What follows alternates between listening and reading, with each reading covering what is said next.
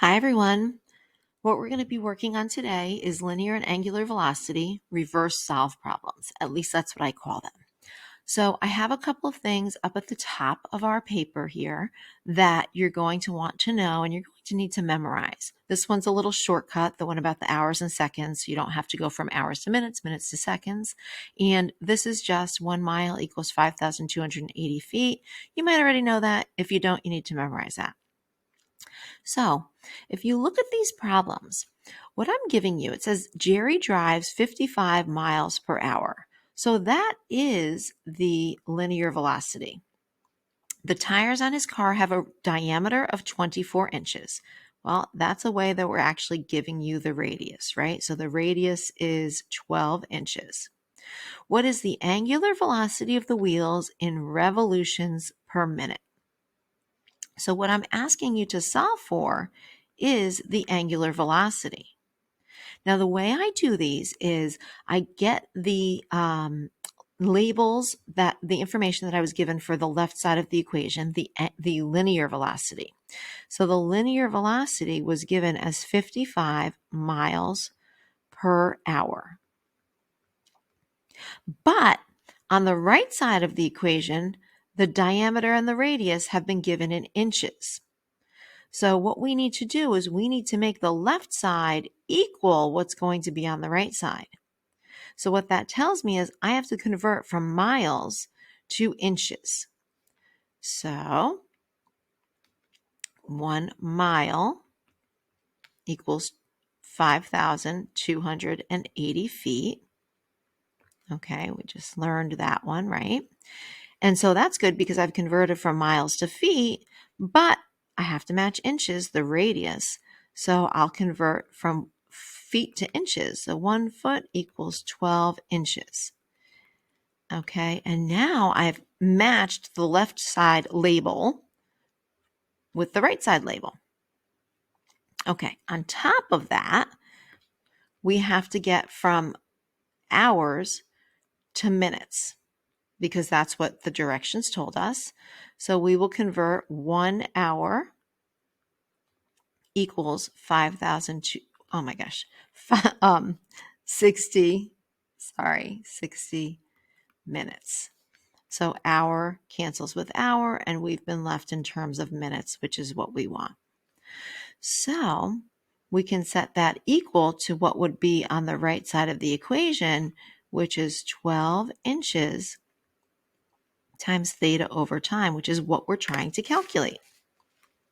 Now, we have to isolate theta over time, so we're going to have to move the 12 inches over. And considering this is all in fraction form, I like to multiply by 1 over 12 inches, which cancels out 12 inches and 12 inches. And of course, we have to do that to the other side of the equation. And now if you notice, our inches label cancels with our inches label. So what we've been left with is theta over time, which has finally been isolated. And our label, notice we don't have a label for anything linear because it's in radians. That's what we're measuring, is the angle speed. Radians per minute. So when you drop that in your calculator, make sure you get the right answer. I want to make sure you know how to use your calculator. You might have the fraction key on your calculator, and maybe you have to use parentheses, but you should get 4,840 radians per minute. Now, that's not exactly what we were asked because we were asked for revolutions per minute. Sometimes you will be asked for radians per minute or per second. In this case, we were asked for revolutions. So at this time, I'd like to change from 2 pi radians into 1 revolution because we know that those are equal values. And again, when you put this in your calculator, if you're not using the fraction key, you're going to have to put parentheses around 2 pi. And your final answer should be 770.3 revolutions per minute. So we calculated the angular velocity using what we were given, which was the linear velocity and the radius of the tire.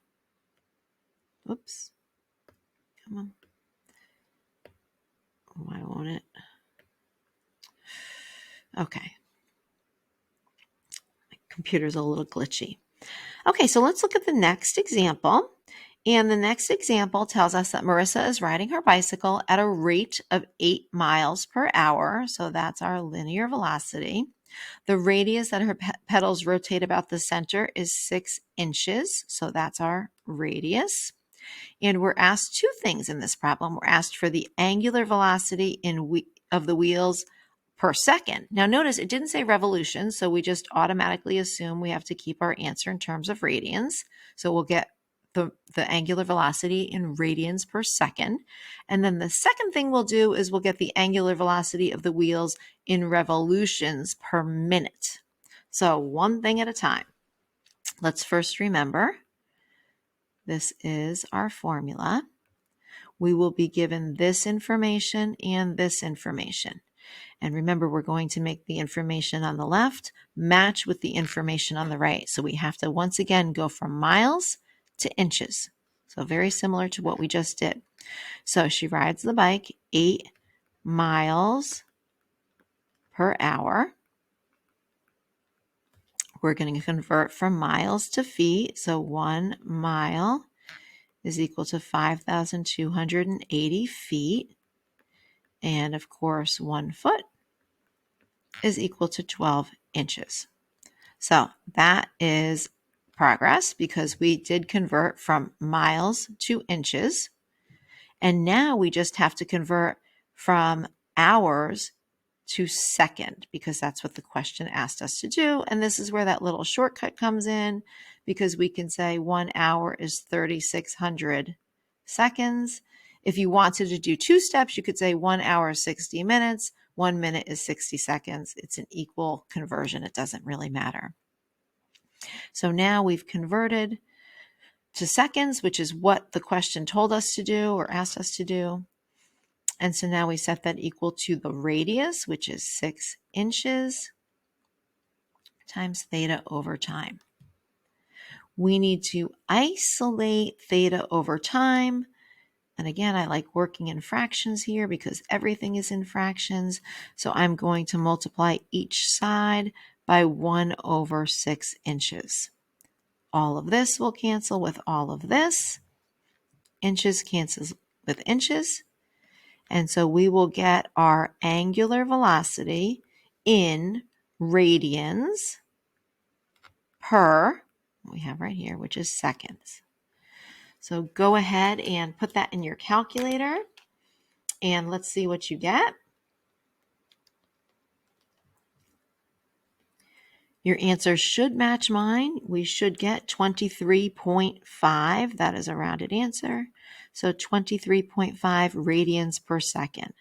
So that certainly answers the first question, which was what's the angular velocity of the wheels per second? Now we can build off of that. Okay, so we can use that 23.5 radians per second for the next part. Because the next question asked us to calculate the angular velocity in revolutions per minute.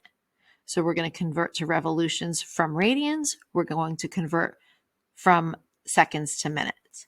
So we know that 2 pi radians is equal to 1 revolution. So now we're in revolutions. And we know that 60 seconds is equal to 1 minute. And we're now in minutes. So we will take our 23.5, oops, lost my decimal, 23.5, multiply by 60, and then divide. And depending upon if you're using your fraction key or not, you would have to put parentheses around the 2 and the pi in the denominator. And we should get 224.4 revolutions per minute. Okay, so hope